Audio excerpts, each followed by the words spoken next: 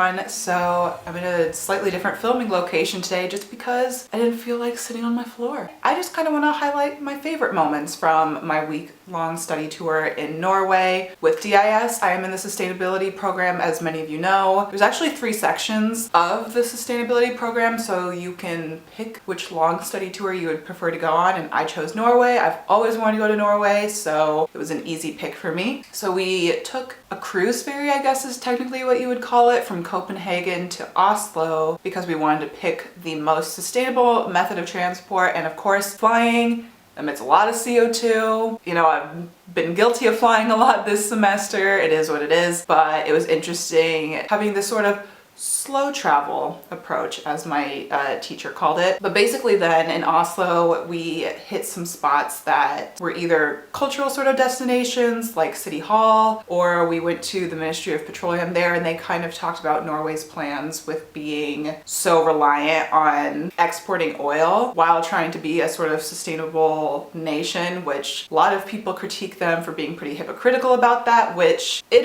is. However, they're at a point now where they're an extremely wealthy country, so they do now have the funds to invest in really good clean energy. So I'm crossing my fingers that eventually one day, hopefully very soon, they can just become a completely clean nation, no exports of oil or anything, but we'll see how long that takes. One of my favorite little activities we did, it wasn't even necessarily a visit, was we had the creator of Ruken come and speak with us, and we got to make little coffee scrubs. So that was really fun. It was great hearing from the perspective of a small business owner. With a lot of the things we've been doing in this sustainability class, we're focusing so much on, you know, politicians and what countries are doing at large, what cities are doing at large, huge companies are doing. And sometimes it's nice to just hear from someone who's making an impact in a smaller way, because I feel like that's just as important too. That night we had the best vegan food I've had in my entire life. The place was called Funky Fresh Foods. If you're going to Oslo,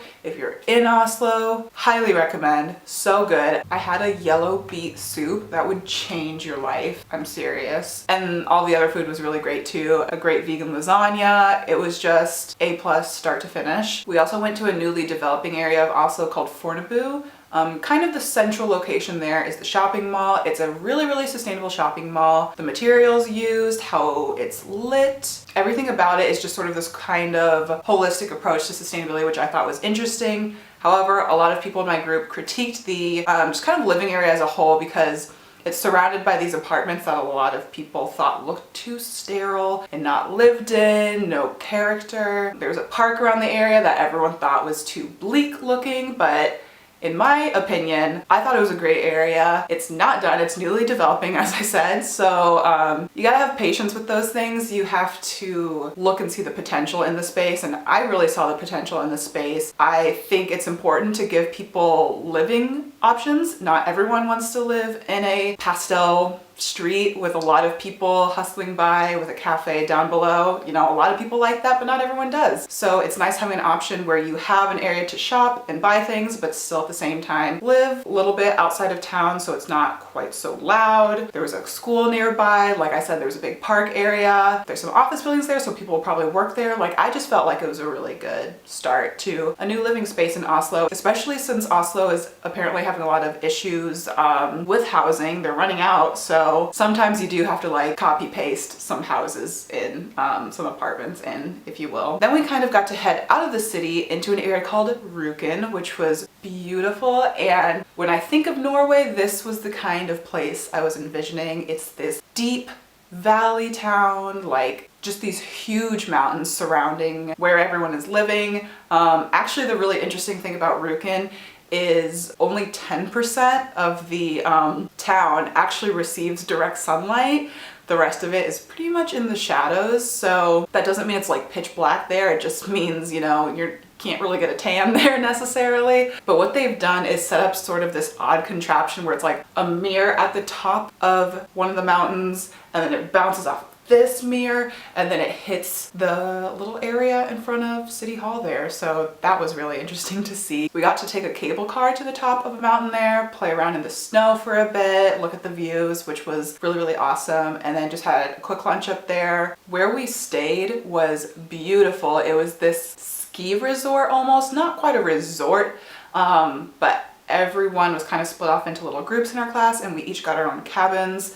And I must say, I ended up getting the nicest cabin, I think, but you know, mine was not very rustic, so nice is subjective in this instance, but it was really, really cute, contemporary. Like, if it was an Airbnb, I would come back. The next day we got to go to the national park there. I'll put the name of it in the next slide because unfortunately I cannot pronounce it, but that was pretty fun. We went snowshoeing. My shoes were really, really tight and it was really cold, so that kind of took away from the experience. My feet were in a lot of pain. So just a pro tip, if you're doing the sustainability core course, get some good shoes. I think I was the only one who had bad shoes, so it was kind of like deteriorating me, but everyone else seemed to be doing okay, so just like keep that in mind. Anyway, there was also a really great exhibit there, kind of just talking about the wildlife in the area. Something kind of funny to me was they had attached a camera to a reindeer there. Her name was Bella, and what a life Bella lives. So much moving around, so on the go, my kind of gal. I think our last stop there was a hydropower plant, so that was very interesting to see in person. But yeah, that was basically it in Ruken then. And the next day we made a quick jaunt back, well, it's not a quick jaunt,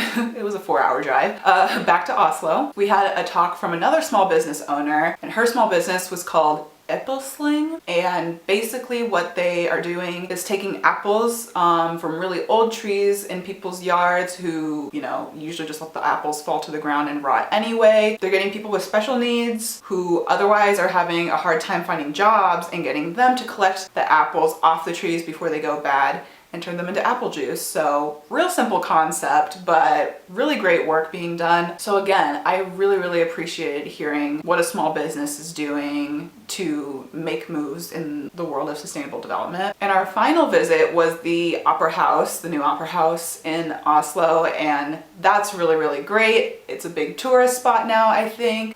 You basically can go up the side of it a couple ways. They made it look sort of like an iceberg, and they just wanted to give back to the community. It was a very expensive building, so they wanted it to still be a public space, and I thought that was really interesting. And you get great views from up there. I know someone commented on my Instagram saying I should go there, so I'm glad that I didn't even have to think about it, and we went there for class.